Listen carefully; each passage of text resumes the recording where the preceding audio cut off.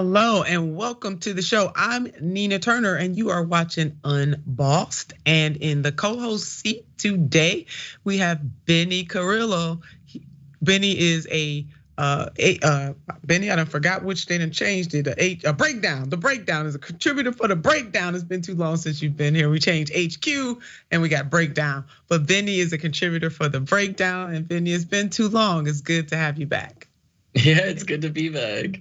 Yeah, we're really glad. And we got a rip-roaring show today. We are going to continue our conversation about what happened at the NCAA, how this has really exploded into a scenario by which we are having a somewhat of a national conversation about race, anti-Blackness, racism, all from one game.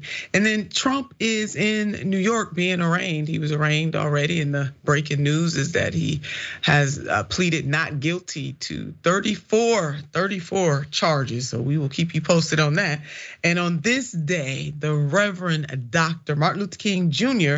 was assassinated 55 years ago. We should reflect on that. All the great work of Reverend Dr. Martin Luther King Jr., his contemporaries, the sacrifice that he and Mrs. Coretta Scott King made, the entire King family to this very day. 55 years ago is not that long. So we'll talk a bit about that. So let's start off with the NCAA. A storm continues to brew over the LSU defeat of Iowa in the women's college basketball championship game. We reported the anti-Black comments being lobbed at Angel Reese over a gesture she made on the court, basically symbolizing the confidence she had about her team clinching the win, and they did clinch the win. But here's the thing, just in case you have not been following this story, or just in case you were not watching yesterday, her gesture that she made on the court was really the same gesture that the person she was playing against made to another team. That person is Caitlin. So let's put up the screen grabs that we have here of the two women putting up the same gesture. So one player was lauded as somebody who has grit, a lot of fight and bite and heart. And another player was chastised for not being sportsmanlike, as well as the extra layer that they put on for Angel, that she was hoodish, and that her actions were unbecoming of a sports person. Former ESPN host Keith Olbermann had some comments, and we're gonna put those up. We shared some of that with you yesterday, and he called her an effing idiot. You know what the effing stands for. And then he realized that he messed up royally. He had a whole series going on about this, but then he realized, and he jumped in there and he said, "Oh, I apologize for being uninformed last night about the backstory on this. I didn't follow hoops. I don't follow hoops, college or pro, men or women. I had no idea about Clark. Both were wrong." Now I want you to notice that he did not apologize for the remarks that he made towards Angel. He apologized for being uninformed, and he went on to confess he knows nothing about the game at all, which further lets us know that he jumped into something that he really had no business really jumping into. I mean, the world would have been still a much better place had he not commented on this. You don't have to comment on everything that's happening in the world, but he was so anxious to chastise a Black woman, he could not help himself. It's called "I am white, therefore I have a right to occupy every space in every place because my white privilege deems it so. He is quite the genius." Then if that was not enough, he went on to say in that tweet, there were good people on all sides. Because that's basically how he ended his apology. Again, not apologizing to Angel, but saying, well, they both were wrong. They're good people on both sides. Now, he's not the only one that had something to say about Angel. He was not the only one that tried to rake her over the coals and call her everything but her name. He wasn't the only one, there were many. But Angel responded to the backlash, or should we say the blacklash, this way. Take a look. Here, but when other people do it, y'all don't say nothing. So this is for the girls that look like me, that's gonna speak up on what they believe in. It's unapologetically you. And that's what I did it for tonight. This was for the more, it was bigger than me tonight. Angel is absolutely right when she said it was bigger than me today, and I did this for the girls who look like me.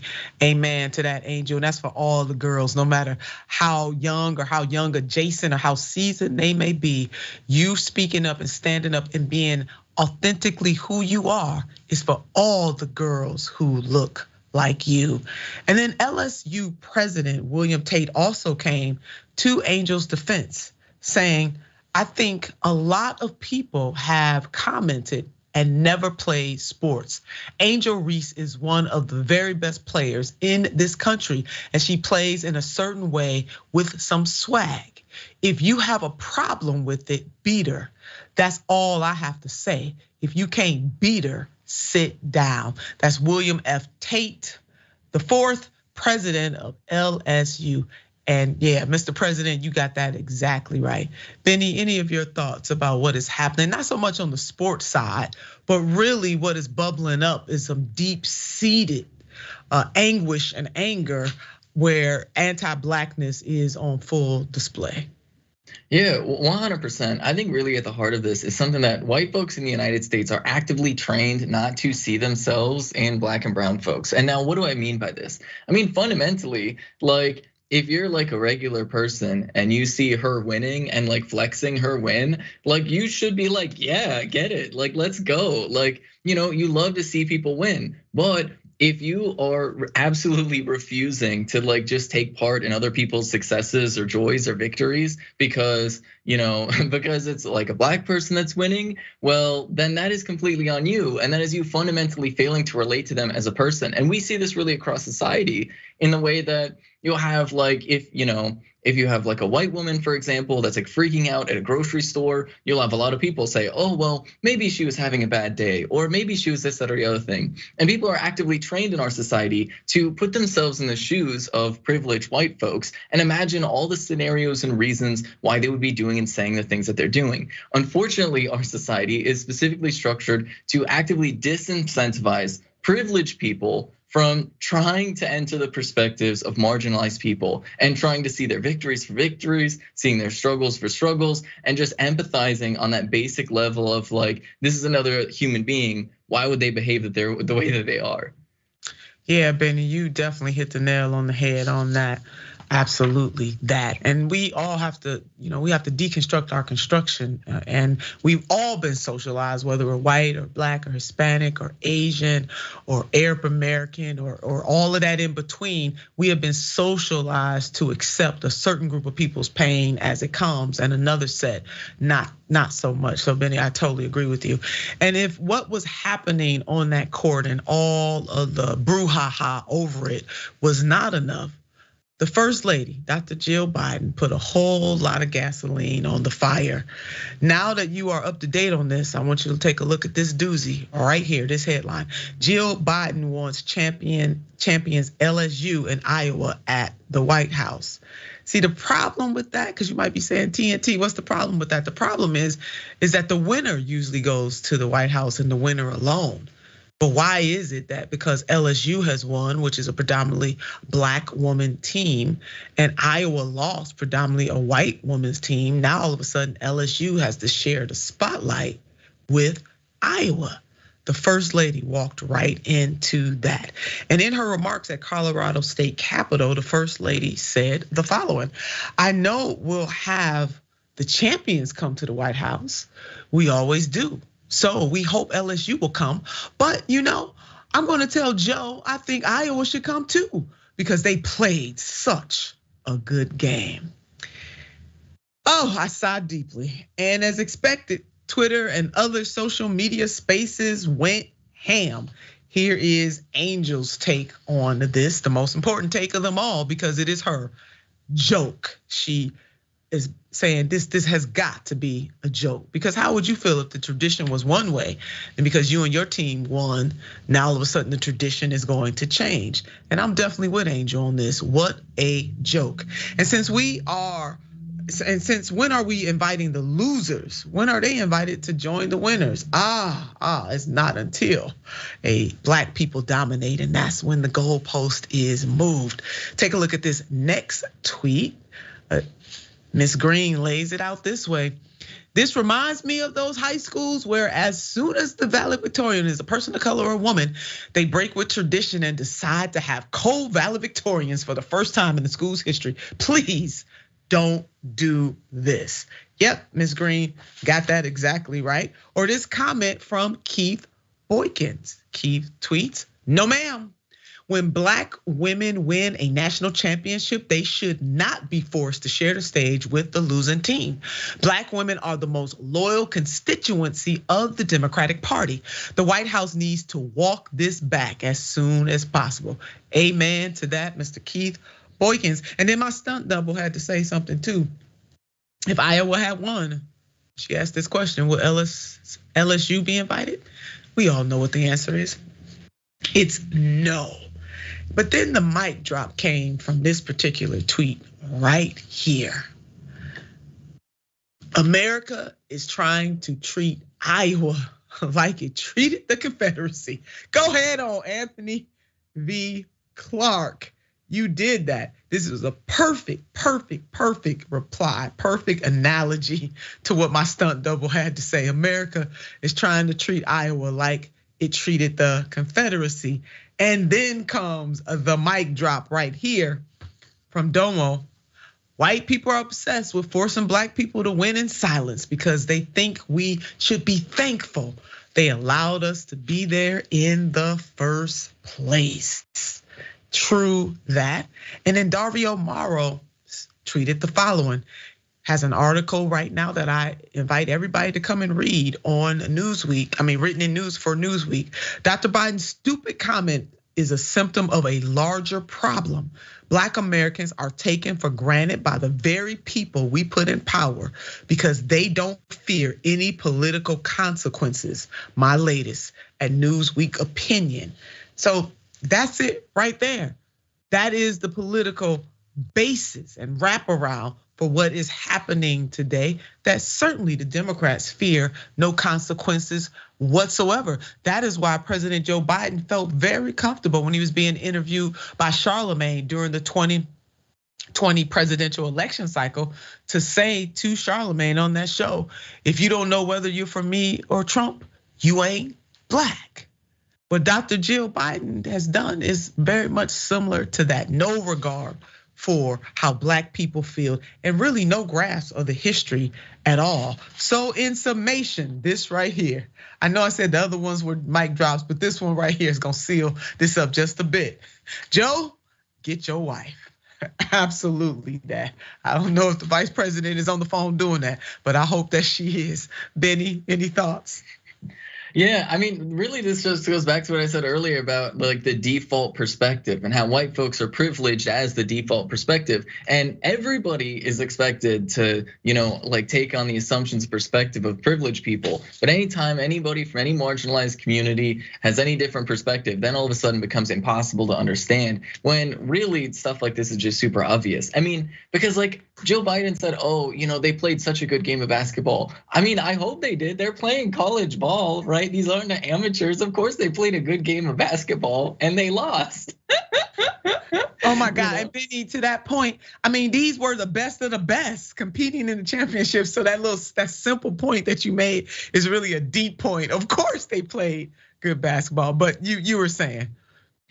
Yeah, and that really is like the whole point though, is like you have two teams who both played a good game of basketball. One played a better game of basketball objectively. And they're traditionally supposed to be the ones that go to the White House and have like the whole visit and they get celebrated. But all of a sudden, that celebration becomes complicated and uncertain when you have the losing team that's more white, where it's like, but they played a good game too. And it's like, yeah, they all played a good game of basketball. I'm sure that everybody playing college ball this year did a fantastic job for themselves. I don't really follow sports, but like at the end of the day, it is just this systematic privileging of certain perspectives. And while it may seem like a small thing, right, just like accolades in this one instance, fundamentally, this plays a role in courtrooms. This plays a role in the way legislation is drafted. This plays a role in like people's day-to-day lives, like in every component of people's daily lives. And so like, it may seem like, oh, just going to the White House,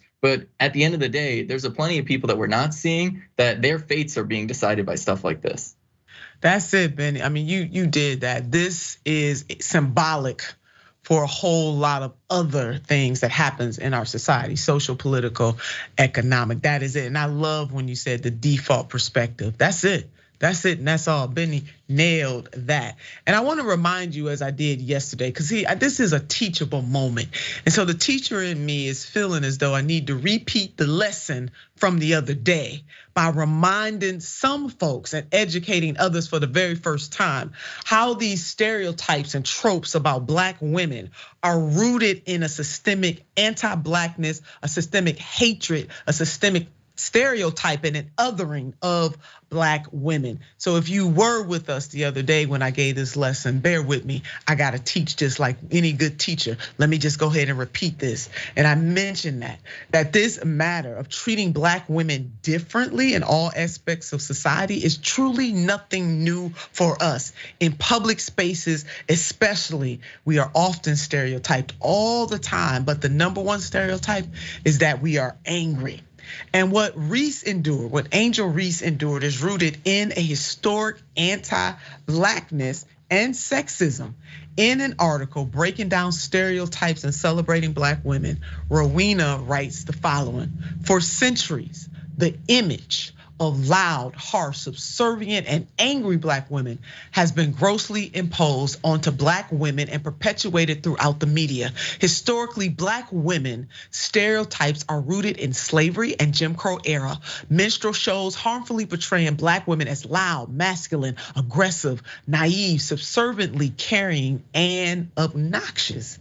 She goes on. The sapphire and the mammy stereotypes have had dire traces on the present lens in which society views Black women today, reinforced through daily media consumption. The modern Black woman constantly fights the persistent undermining of her opinions and personality as the traits of the angry Black woman. Whether it be in the workplace, school, or a relaxed setting, social setting, this trope follows the Black woman's every action and serves to invalidate her every emotional reaction. And then this point right here. These stereotypes silence the Black woman and are subconsciously internalized by many. And let me add right there, and that many even includes Black people. This leads to a fear of expressing themselves freely and often brings disadvantages when seeking new opportunities or positions. A collective and conscious effort must be made to first understand the historical context the stereotype arises from. We must then educate ourselves about our implicit beliefs and strive to create change in how we understand, treat, and accept the Black woman in modern society. America, sisters, brothers, family, and friends, you must learn that lesson over and over and over and over again. And we must work very diligently to deconstruct our construction. Notice I said that even Black people can pick this up and use it even against ourselves because it is the predominant narrative. And Benny laid that out so simplistically that we have a default because we were all raised in this country. Those of us who were raised in this country, we have a default socialization when it comes to how white people are treated and then how Black people are treated. And it pours out into every single thing that we do, whether it's consciously or subconsciously. So First Lady Jill Biden would do well by pulling back her remarks and celebrating the well-fought win by the LSC team led by Angel Reese. Her and her team played extraordinarily well, put Benny up. And as Benny laid out, both teams were probably good. All teams that playing on the collegiate level are good, but there is a team that is the absolute best. And that is the team that won the championship. Benny, any final thoughts on this? Yeah, I mean, I guess I'll just throw in a random aside about like the history of like how femininity has been defined under the United States and how fundamentally white supremacy, like the white supremacy that defines American culture, has really defined femininity and womanhood very much within a very narrow lens that specifically is designed in such a way to exclude Black and brown women, and where women in the United States are, yeah. Put me up next to Benny. Benny, that is so right. And I hope you don't lose your thought. And that's why Alice Walker created the concept womanism, or to be a womanist, because feminism didn't quite fit for Black women in this country. But you keep going, you are hitting it out of the park. Yeah, well, it's because like, okay, so women in the United States broadly are denied agency, right? But white women, in exchange for having that denial of agency, are granted this perceived innocence, where fundamentally Black women are not given that perceived innocence, but are also at the same time stripped of like any agency. And so it's just this very complex way in which like sexism intersects with racism and creates like the very unique experience that like Black women face in the media. Benny, you did that. Absolutely. That is so. And again, everybody picks it up, and so unless you intentionally deconstruct your construction, and what I mean by that, to be conscious of that, and then to take a different stride, to go the opposite direction, to be in tune with that. And so many people are not in tune with that. And I can tell you, I have faced that. I continue to face that. Many of my Black women friends, we commiserated about it all the time, about how there is a double, even a quadruple standard. And don't even get me started about colorism, because now when we put racism, anti-Blackness, and then you put colorism on it. And for those who are listening to us today, might not understand colorism, but it is again that all that juxtaposition in this society to whiteness. So if you are Black, the lighter you are, then they lift you up just a little higher until they remind you ultimately in the society that you are Black too. And that creates another level of struggle within and without the Black community. So we got so much to unpack here. Well, the teacher gonna keep teaching, and Benny, you laid that out. Yes, you did. We will be right back after this. I need you to digest all of this. The teacher is gonna teach often. We'll be right back.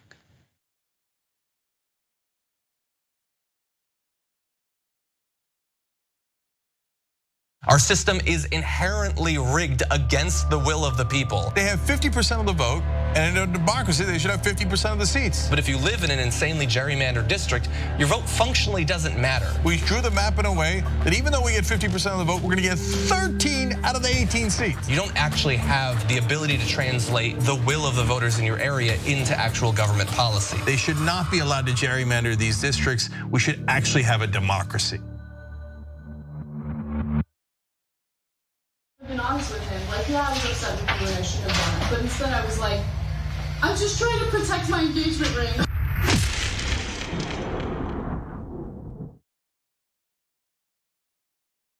At TYT, our mission is to boldly pursue truth, challenge the establishment, and drive positive change. At a time when corporate capture of our media, our government, and our politics is nearly absolute, everyday working people need a champion to fight for them and to push back against the powerful interests that threaten our democracy itself. At TYT, we're proudly progressive and call out corruption and duplicity wherever we see it, from Republicans, Democrats, or anyone else. And unlike mainstream news media outlets, we're not beholden to corporate advertisers, to defense contractors, to Wall Street, or to Big Pharma. We only have to answer to our audience, and for nearly 2 decades, we've accomplished that by delivering honest, timely, and insightful perspectives on the day's news without fear or favor or concern for whose toes we might step on or which powerful elites we might offend. And while we're super serious about the news, we also manage to do it in a way that is fun and lighthearted. We can do this together and serve our audience, and yes, have fun doing it.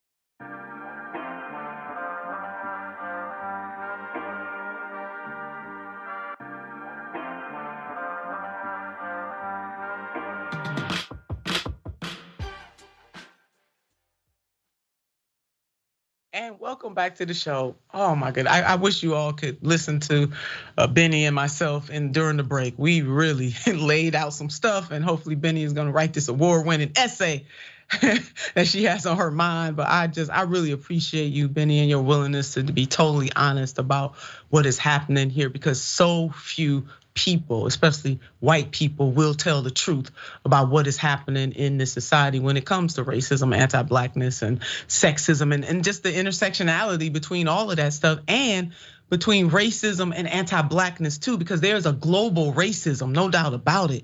And then there's this special category called anti-blackness that is juxtaposition on Black people's experiences in this country way before this country became a nation. And people just seem to forget that, Benny, all the time. So I just can't tell you how much I appreciate you and your truth. Speaking of the truth, Trump's post-arraignment speech coverage, that was kind of an awkward transition, but I'm trying to make it, baby. Get ready for an exciting live show tonight. Trump is giving his first speech following today's arraignment, and we'll be covering it live on the Young Turks, so you do not want to miss it. It will be John and Anna's coverage at 8 p.m. Eastern time, 5 p.m. Pacific time, live, YouTube, Facebook, Twitch, TYT.com, and all live linear partners. You don't want to miss this, baby. Get in on it. And don't forget, the watch list airs right after Unbossed. JR Jackson in the house. Please stay tuned and watch JR do the daggone thing. Well, to my favorite part of the show, TYT members, starting with you, our viewer comments, but I'm gonna start with the TYT members. Dandy Houdini Dragon, hey Houdini Dragon, DHD, you back again, baby. Two of my favorite hosts in one fabulous package. Love you both. Well, I think I can speak for Benny too. We sending our love right back to you, baby. And on Twitch, C23, my daughter will forever wear Angel Reese's jersey. I know that's right, C23. I need to get me one of those as well. When she said, this is for all the girls, come on, who are like me. I know that's right, all of them, no matter what their ages are. So I'm vibing with that so much. And on YouTube Super Chat, Christina, Benny and Nina look beautiful, and all kinds of heart emojis with the smile. Don't we though? Strike the pose. Yeah, we do. We are beautiful. Mind, body, and spirit, baby. We not just another pretty face. And Sammy, having Nina host Unbossed is like a breath of fresh air. Having Benny as a co-host is like wind in your hair. Go ahead with that rhyming. Y'all better do that. Both a blessing and refreshing. Keep the faith and keep the fight with a heart. Oh my God, Sammy, thank you for that. Benny, that was beautiful. Wouldn't you agree?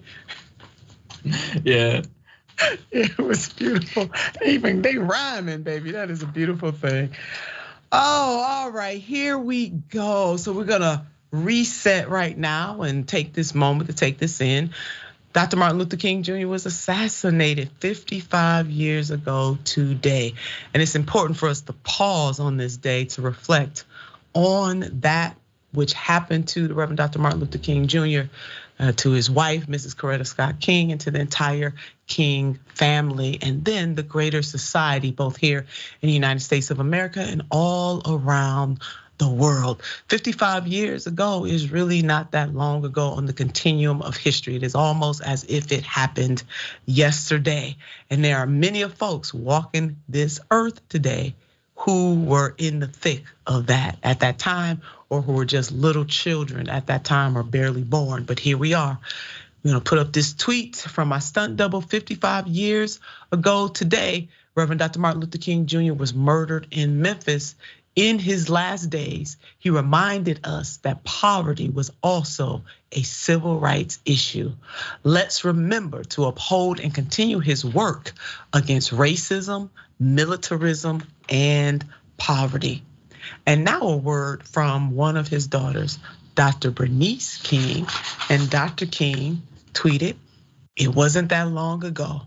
On the 55th anniversary of the day he was assassinated, here are some photos of my father in color. And she took the black and white photos and put them in color. Thank you for that, Dr. Bernice King. I know you've been doing that often with the photographs of your family, and we really do appreciate you. And now we're gonna have a word from the Reverend Dr. Martin Luther King Jr. on the changes coming to America. In a 1967 speech at the National Conference on New Politics in Chicago, Dr. King said the following. Take a listen. By our very nature, we affirm that something new is taking place on the American political horizon. We have come here from the dusty plantations of the Deep South and the depressing ghettos of the North.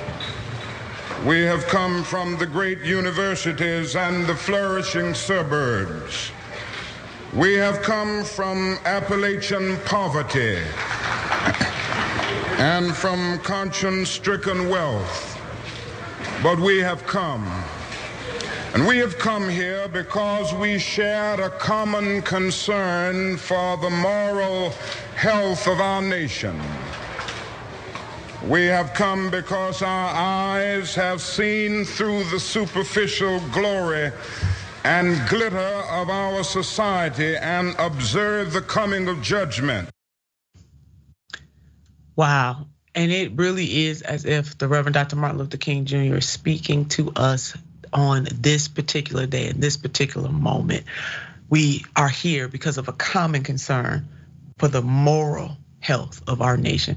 Benny, I mean, I get chills up and down my spine every time. I mean, the Reverend Dr. Martin Luther King Jr. is certainly one of the most eloquent orators.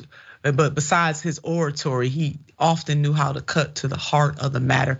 And even in what we were listening to, he brought in all aspects of society. He talked about urban areas, he talked about rural areas, he talked about poverty, he talked about wealth, and he talked about the fact that this country indeed is going to be judged basically for her sins. Your thoughts?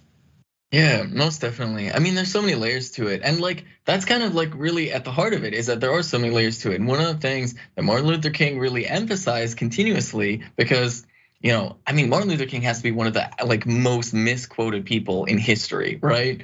Because you have people from all ends of the political spectrum that want to like warp his language in one way or another, right? You have some people who say like, oh, it was just about class and it wasn't about race at all. Or you have some people that say like, oh, Martin Luther King wanted a colorblind society, all these things. But the reality is, and the reality always has been, is that the message is that there are many layers to oppression in society, and that these oppressive systems, they build on each other, right? The white supremacist system that we have like perfectly pairs with the capitalist system that we have of exploitation. And fundamentally, you can try to solve one of these problems without dealing with the other problem. But if you don't tackle both of them, then you're gonna find yourself in a terrible situation, because like so long as there are people that are afraid of having a racist employer, well, that means that both the dynamics of capitalism and the dynamics of racism are going to be in play in that moment. And that's one of those things where I think more people need to be like understanding of the simple fact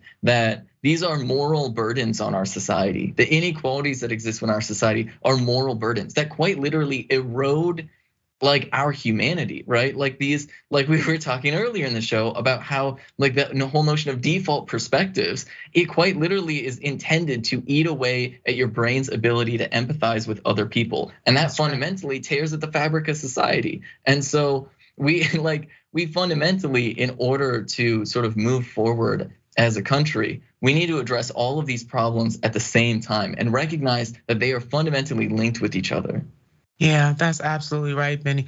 And we're gonna play a little more of what Dr. King had to say in 1967, again in his 1967 speech at the National Conference on New Politics in Chicago. Dr. King also talked about the inaction of the Congress of that time, and it is, baby, definitely as if he is speaking today to deal with poverty in the Black community. Take a listen. The collision course is set. The people cry for freedom, and the Congress attempts to legislate repression. Millions, yes, billions are appropriated for mass murder. But the most meager pittance of foreign aid for international development is crushed in the surge of reaction. Unemployment rages at a major depression level in the black ghettos. But the bipartisan response is an anti-riot bill rather than a serious poverty program. Come on, Dr. King.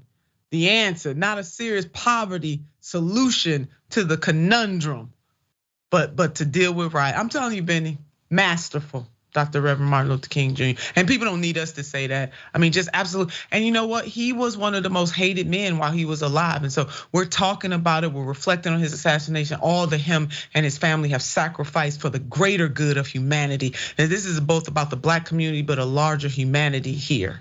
But Dr. King was not, I mean, once he stepped out of that so-called civil rights realm, the powers that be, the status quo, the type of latte liberals that we have to face in our time, the brunch bunch that we have to deal with this in this day and age, that was the same bunch he had to deal with back in his time as well. Not all the way back in the 50s and in the 60s. And also, he wasn't that loved by a large number of the black community either, who had been socialized to accept the status quo. Just any thoughts quickly before we have to go to our next segment, but I want to take the time to reflect here a little bit. Yeah, I mean, this same exact thing is playing out right now. We're seeing people struggling financially to the extreme degree. We're seeing, violence against black and brown folks from police officers, and the response to all of these problems that we are facing as a society across the country in a bipartisan way is increases in police budgets. And I think that is quite literally the same exact problem that is continued 55 years later. 55 years later, still fighting some of the same problems, and we got to address them. We absolutely have to. So to the King family, we just salute you and lift you. This entire nation, the black community in particular, but this entire nation in general in the world owe you a great deal of gratitude. To the Reverend Dr. Martin Luther King Jr. and Mrs. Coretta Scott King. Even though they are in the ancestral plane, their spirits and their courage still guide us to this day. Thank you. Trump is arraigned today. Yep, today was the day. Donald Trump was arraigned today in New York. He has been charged with 34 felony counts for falsification of business records. You can see here from Fox News, Trump being transported to the arraignment. You see that right there, that's him being transported. And you know what, too bad every other person doesn't get to be transported that way, but I digressed. So now that Trump was arraigned today, with every news station and their mom lining the streets of New York, the latest, here's the image of President Donald J. Trump being arraigned from this morning. And that's right, news outlets were not allowed to broadcast the former president's arraignment. 5 still photographers were allowed, however, and that is why we get to see that photo right there, to take pictures of President Donald Trump and the courtroom before the hearing begins. And that's not the only special treatment that the president received. Donald Trump will not be put in handcuffs, as the reporting goes. Yahoo News, thank you. Placed in jail, in a jail cell, or subjected to a mugshot. Typical procedures, even for white collar defendants, until a judge has weighed in on pre-trial conditions. And I know, I mean, maybe this is how we're gonna treat every American going forward. I mean, if this is the way every American who finds themselves in a similar situation is going to be treated, well, hello, somebody on that. No more mugshots, no more cameras in the courtroom, no more being placed in handcuffs, and no more being put in jail before you go before the judge. We're gonna stop all of that. All of that stops today. We are taking it to a whole nother level. And then President Trump, of course, he could not resist, have been very active on Truth Social over the past few days. But before I get to Truth Social, Benny, I do want you to weigh in on this. We talked a little bit about this. I mean, on one hand, the former president is being treated differently, and I guess some people would say, well, how many former presidents are there? There've been very few presidents. On the other hand, we can say maybe this is a good day for all people, as I said, who are similarly situated, that there will be no more mugshots, no more handcuffing of folks, and no more being placed in jail before you see the judge, and certainly no more cameras in the courtroom. Your thoughts? Yeah, I mean, fundamentally, all this pre-trial stuff and even during the trial stuff, like people underestimate how much it can fundamentally ruin somebody's life. Like a mugshot, even if you're found innocent, a mugshot can show up when people Google search you, and so that could affect your ability to get jobs and things like that. And so, quite literally, our system is designed in such a way that even though it's theoretically innocent until proven guilty, a lot of people that get wrapped up in the system, and we know disproportionately that it's Black and brown folks that are getting wrapped up into the system, is marginalized people get wrapped up in the system more. And so, like, it is one layer of marginalization that exists within the United States, is this whole process of mugshots and things like this. And I guess one point that I do want to make is they said about like white collar criminals or whatever. What type of crime actually has more harm in society? Somebody like doing like a petty thievery or burglary or something like that, or I don't know, somebody mismanaging a company leading to something like, hypothetically, a train crash. I don't know, what has more of an impact on society? You know, it's funny who the people are that get treated with kid gloves, and who the people are that get their face put all over the local news. Yeah, I mean, you certainly bring up a good point. We know globally the white collar criminal is the most dangerous. But in fact, if you are the person that got mugged or the person who faced the burglary, for you as the individual, and I know you're not dismissing that, for that individual, that's a pretty serious situation. But I know exactly what you're getting at. The bigger the crime, the more global impact that crime has, and those are the types of people that they treat more gently, and not treat them like you treat everybody else. I mean, conversely, we can say that here. Treat white collar criminals, because you're absolutely right. You're picking up on, the writer said, even white collar criminals get this and get that, as if they're some special breed, and absolutely not. They're criminals just like any other criminal, and they do have a big impact on society globally. So I'm with you on that, Benny. And let's go back to what President Trump had to say. He was very active on his Truth Social. No surprise there. The president Truth Socials, because I can't say he tweeted, but he Truth Socialed. Why does Fox keep putting on Bill Barr? As Attorney General, he was a complete coward who was absolutely petrified of being impeached, which the Democrats threatened to do until he became their virtual slave, and refused to investigate and prosecute the massive election fraud that took place in the 2020 presidential election. By far the radical left's greatest concern. He said he did investigate, but he didn't have the guts to properly do so. And now we have a nation in massive decline. President goes on, the radical left, Democrats have criminalized the justice system. This is not what America was supposed to be. And even this morning, on his way to an arraignment, the former president heading to Lower Manhattan, the courthouse, seems so surreal. Wow, they are going to arrest me. Can't believe this is happening in America. MAGA. Now, it's also important to remember how prevalent classism is in this particular case.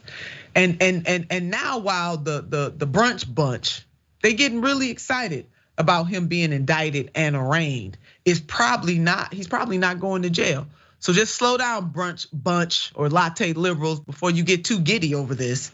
It is also, as we lay this out, important to remember the classism that we see taking hold, that Benny and I were just discussing briefly just a bit ago.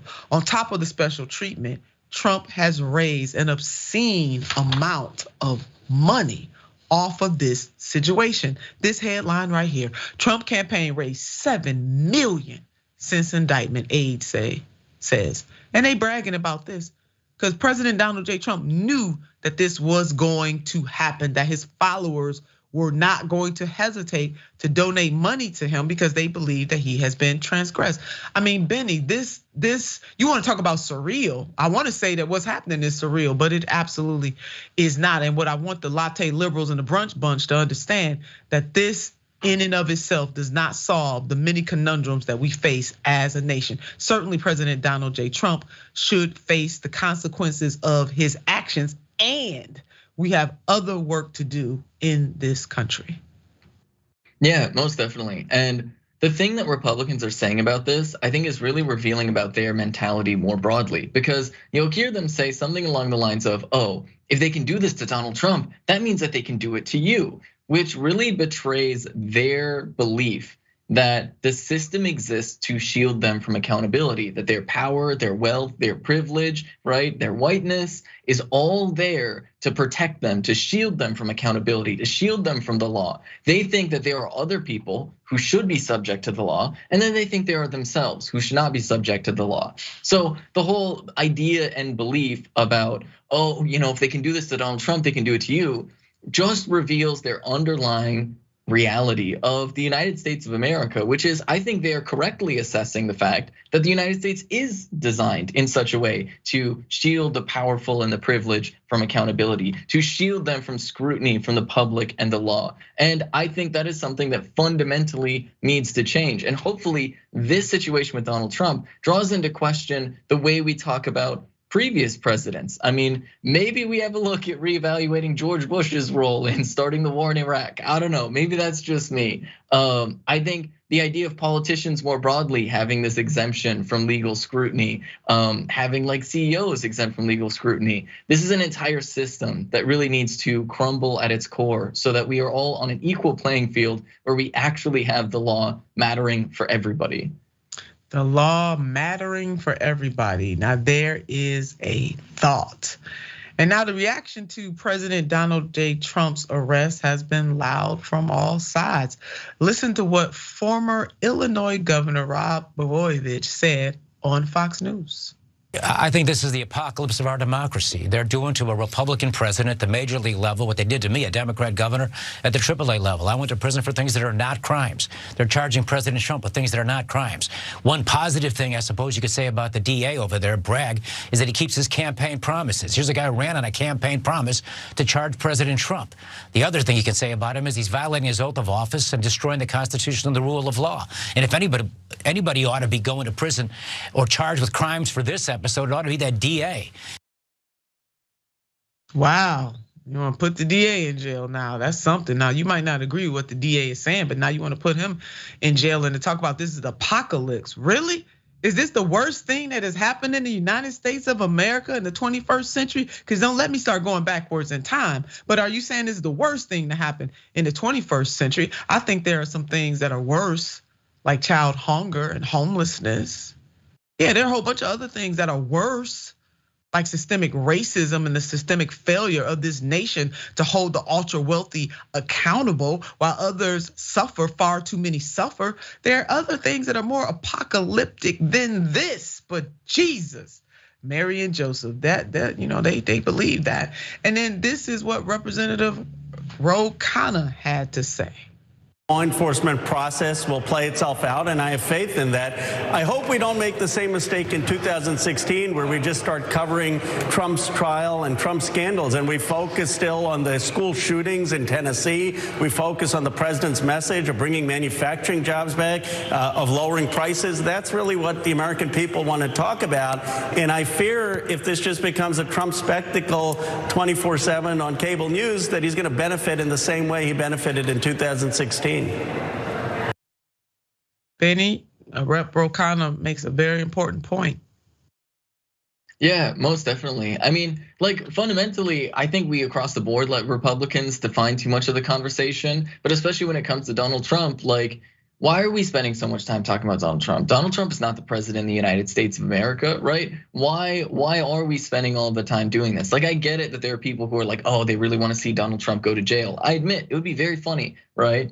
But also at the same time, there are real issues that we are facing as a country. Quite literally across the country, Republicans are trying to criminalize the existence of trans people. And there's some really great representatives, people like Cori Bush, who are actually standing up to defend trans people and to speak out about the rights of trans people, right? We have real problems like economic issues that we're dealing with. We have infrastructure issues that we're dealing with. We got train crashes happening like every week. These are the problems that we need to address. These are the things that we should be fundamentally focusing on. But I think a lot of the reason why the media doesn't want to focus as much on those issues is because tackling those problems might involve questioning the role that some big businesses are playing in actively making those problems worse. And the role that many in mainstream media are playing as well. Well, we will keep you posted on this story. We will try not to do so ad nauseum because I certainly agree with Representative Rokana on that. Now, not all athletes live the glorious life that we have come to associate with being an athlete. Just ask minor league baseball players. Take a look. When a player is first drafted, they are picked up by a team and signed to a 7-year minimum contract. That 7-year minor league minimum contract entails a certain amount of pay at each level. We are considered seasonal employees thanks to some clever lobbying by the MLB. We can legally not be paid a living wage. At one point we did the math for the amount of hours that we spent at the field and it came out to about $4 an hour. Now I think it's up to about $7. It still is about half of the going rate considering we work roughly 60 hours a week. The income is impossible to live on. The income is impossible to live on. And so when we think about people receiving poverty wages, I'm sure many of us did not think that the minor league baseball players were among that group. Quite frankly, nobody should be in that group. When we look at baseball or look at any other sport, we do come to believe that everybody's living the high life. There's some good news, if we can call it good news. It's some good news because the union pushed and they were able to, in some negotiations, get a pay increase for those players. This headline right here, minor league baseball players poised to more than double pay with first union contract. This reporting coming from Common Dreams. Kenny, thank you for it. Major League Baseball and recently unionized major league players working for MLB team affiliates reached a tentative deal Wednesday on a historic first collective bargaining agreement. The pending 5-year contract is set to more than double the pay of athletes who currently receive poverty wages, even though the average MLB team is worth more than $2 billion with a B. And here's more from ESPN's Jeff Passan, who has covered baseball for years. Jeff writes, after years of disillusionment among future minor leaguers about paltry salaries forcing them to work off-season jobs, and coincidentally, on the day a judge approved a $185 million settlement, the league will pay players who accused it of violating minimum wage laws.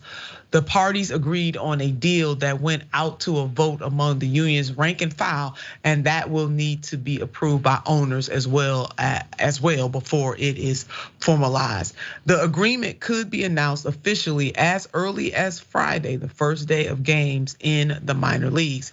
And Jeff broke down just how little these players make and still how little they will make in a tweet. Details on pay increases in the minor leagues. Complex league from $4,000 per year to $19,800 per year. Low A, $11,000 from $11,000 to $26,000. High A from $11,000 to $27,300. AA 13,000 and some change to 30,000, and the triple A 17,500 to 35,000 and some change. Players will be paid almost year round aside from a 6-week break in the winter. Now, we want you to compare that with the average salary of the MLB players. This headline right here, MLB average salaries rose 14.8% to a record $4.22 million last season.